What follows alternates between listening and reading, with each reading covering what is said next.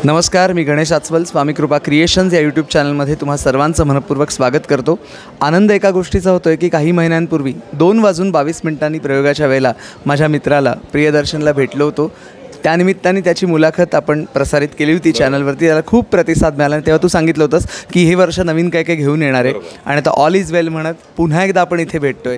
तर all is वेलबद्दल तुझ्याकडनं, कारण तू film लिहिलेली आहेस. ॲक्च्युली ह्या सिनेमाचं नाव ऑल इज वेल असं काही ठरलं नव्हतं. आम्ही इव्हेंच्युअली एका नोटवर आलो की काहीतरी सिनेमाला नाव द्यायला पाहिजे. रिलीज झाल्यावर लोक कदाचित नावं ठेवतील किंवा नावं देतील किंवा चांगलंही बोलतील, तो नंतरचा भाग.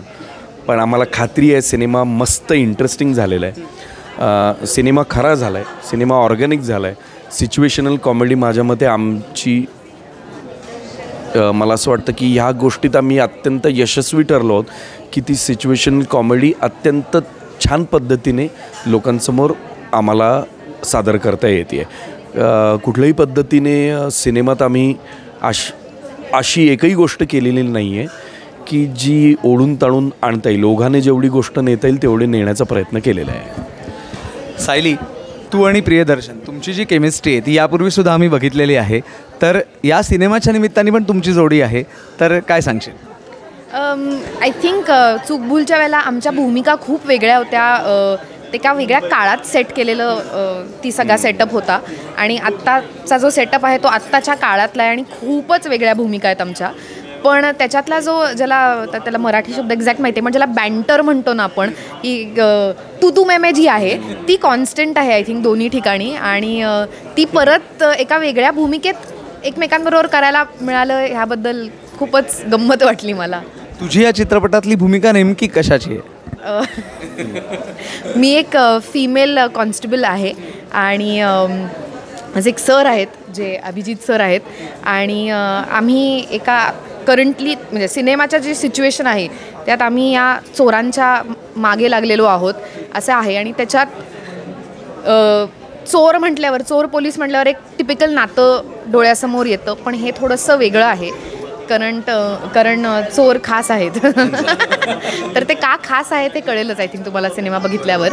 तर मी अशी कधी भूमिका केली नाही आहे, नाटकात नाही, कुठेच नाही. त्यामुळे मला अगदी कॉस्ट्युम्स ते जे काय आहेत त्याच्यात ते घालण्यापासून एका सर्टन पद्धतीचा आरडाओरडा करणे, आरेरावी करणे आणि नाही करत रे मी असं काय हे करायला मिळालं. मुलांना चांगलं ओरडता आलं, चुपता आलं. हे एक आपल्याला असे एक दणकेबाज भूमिका करायची असते ना कधीतरी, जिथे आपण असे कुठल्या तरी पॉवर पोझिशनमध्ये असतो. तर मला वाटतं ते करायला मला मजा आली. शूटिंगच्या वेळेला अनेक गमतीदार किस्से घडत असतात, त्याच्यावर एक वेगळं पुस्तक होऊ शकतं. पण एक आठवणीतला किस्सा तुझ्याकडनं?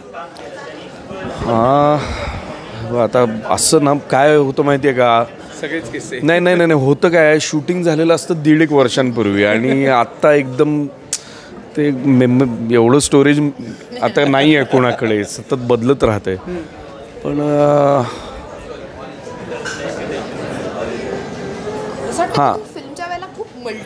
हां म्हणजे मी लिहायचं पण काय इम्प्रोवाईज होत होतं, तेही होतं, असं बरंच काय सुरू होतं. पण एक किस्सा म्हणता येणार नाही, पण सयाजी शिंदे तिघांना समोर बसवतात आणि ते काहीतरी विचारायला जातात आणि आम्ही बोलायला जातो आणि ते तिघांना सणसणीत कानाखाली वाजवतात. 1, 2 आणि 3 अशी वाजवतात. तर पहिली अभिनयाला बसते म्हणून मी माझ्या उजव्या गालावर हात ठेवतो, तर त्यांनी डाव्या गालावर दिली माझ्या.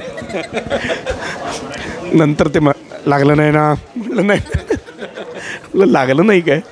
पण म्हणजे असं अनेकदा होतं. 2 इम्प्रोवाईज करणारे नट एकमेकांसमोर आले ना की ती थोडी टेरिफाईंग सिच्युएशन असते दिग्दर्शकाला. मग ते नेमकं कुठल्या बाजूला कंट्रोल करायचं हे थोडंसं जरासं कठीण होतं. तसं त्यांच्या आणि माझ्या बाबतीत झालं 1-2. मला फार भयंकर, मी पहिल्यांदाच काम केलं त्यांच्याबरोबर.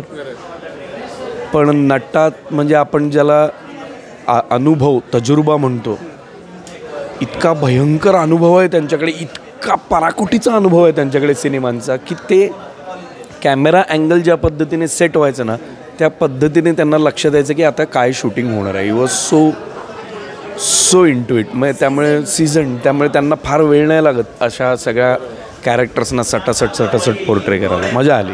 आपण प्रेक्षकांना सांगूया की ऑल इज वेल 27 जूनला प्रदर्शित होतोय, तेव्हा चित्रपटगृहात जाऊन नक्की बघा. तुम्ही सुद्धा सांगा. येस.